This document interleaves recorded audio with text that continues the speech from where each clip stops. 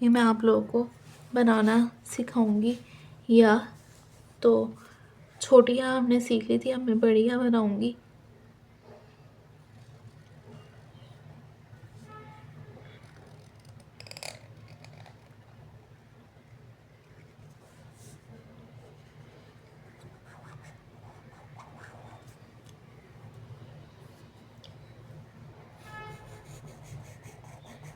ठीक है, ये हो गई हमारी बड़ियाँ।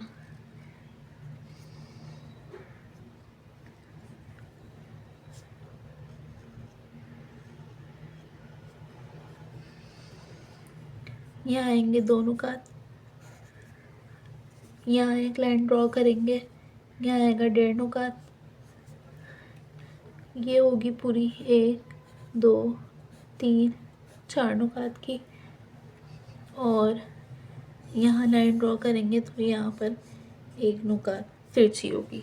ये हो गई हमारी बढ़िया। उम्मीद है आप लोगों को यह बनाने का तरीका समझ आ गया होगा। अस्सलाम वालेकुम वरहमतुल्लाहि वबरकातुहू। आज हमारे मुफ़रदात कंप्लीट हो गए हैं। उम्मीद है आप लोगों को समझ आ गए होंगे।